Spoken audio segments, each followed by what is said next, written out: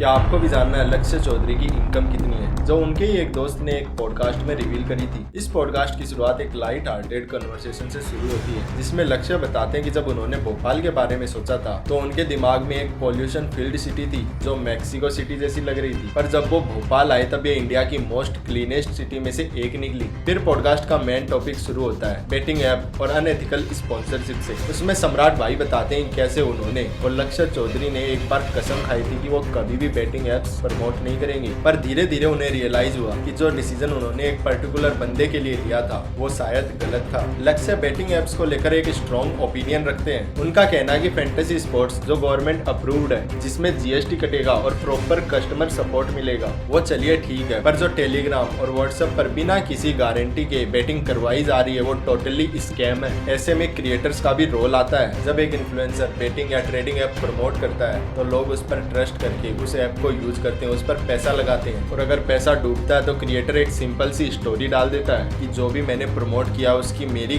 कोई जिम्मेदारी नहीं है। यही एक रीजन है जिसकी वजह से लोग एक दूसरे को एक्सपोज कर रहे हैं कि कौन एथिकल है या फिर कौन सिर्फ पैसे के लिए काम कर रहा है। लक्ष्य का कहना है कि क्रिएटर्स को सिर्फ वही चीज प्रमोट करनी चाहिए जो वो खुद यूज करते हैं। अगर कोई प्रोडक्ट आप खुद यूज नहीं करते और सिर्फ पैसा देकर उसको प्रमोट कर रहे हो तो ये व्यूअर्स के ट्रस्ट के साथ खिलवाड़ करना है। पॉडकास्ट में अगला मुद्दा उठता है फेक लाइफस्टाइल क्रिएटर्स का। आजकल इंस्टाग्राम और सोशल मीडिया पर एक नया स्कैम चल रहा है। लोग अकाउंट्स बनाते हैं, उस पर फेक लाइफस्टाइल दिखाते हैं, महंगी cars, branded watches, private jets. ये लोग अपने आप को बिलियनियर ट्रेडर या इन्वेस्टमेंट गुरु बताकर लोगों से पैसा ठग लेते हैं और जब काम हो जाता है तो अपना अकाउंट डिलीट कर देते हैं। ऐसे लोग सिर्फ पब्लिक का पैसा लूटने के लिए नए नए स्कैम्स लेकर आते हैं। इनका एक सिंपल फॉर्मूला होता है, इंस्टाग्राम पर एड चलाकर एक फेक पर्सनैलिटी बनो, लोगों का भरोसा जीतो और फिर उनका पैसा लूट लो, जिसका हाल ही में अमन बैसला वाला एग्जांपल ले सकते हैं। पॉडकास्ट में बॉलीवुड और पब्लिक के रिएक्शन पर भी एक छोटी सी बात होती है। लक्ष्य बताते हैं कि आजकल जब भी कोई एक्टर मंदिर जाता है तो लोग उसके कपड़ों पर या फिर उसके जूतों तक पर कमेंट करने लग जाते हैं। मतलब एक सेलिब्रिटी जो मंदिर में अगर सिर्फ जूते पहन ले तो उस पर मीम्स और ट्रोलिंग शुरू हो जाती है।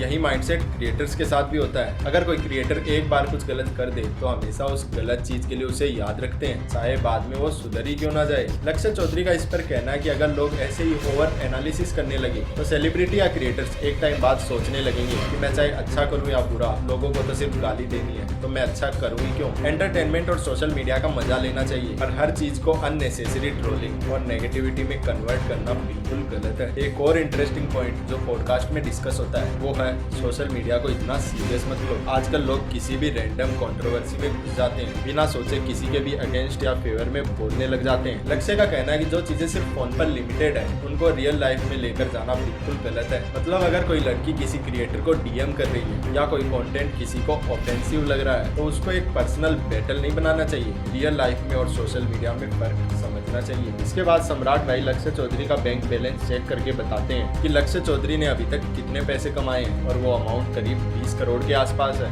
लक्ष्य इस पॉडकास्ट में मोटा मोटी 4 बातों पर फोकस करते हैं। पहला, बिना मेहनत के करोड़ों कमाने वाली किसी भी स्कीम पर भरोसा मत करो, ये 100% स्कैम है। अगर किसी ट्रेडिंग या इन्वेस्टमेंट प्लेटफॉर्म पर 100% प्रॉफिट मिलने की बात हो रही है तो समझ जाओ ये कम्प्लीटली स्कैम है। दूसरा, फेक इन्फ्लुएंसर्स के झांसे में मत आओ। एक लग्जरी लाइफस्टाइल दिखाना अलग बात है, पर उसके नाम पर लोगों से पैसे लूटना वो एक पूरा बिजनेस बन चुका है। तीसरा, अगर किसी ऐप या इन्वेस्टमेंट स्कीम में प्रॉपर कस्टमर सपोर्ट नहीं है तो समझ जाओ ये 100% स्कैम है। व्हाट्सएप या टेलीग्राम पर बिना किसी गवर्नमेंट अप्रूवल के ग्रुप्स में पैसे मत लगाओ। चौथा, जो चीज खुद नहीं करते उसका प्रमोशन भी मत करो। क्रिएटर्स के लिए प्रमोशन का सबसे बड़ा रूल यही होना चाहिए कि सिर्फ वही ब्रांड्स प्रमोट करें जिसमें वो खुद बिलीव करते हैं। That's it for today's video guys.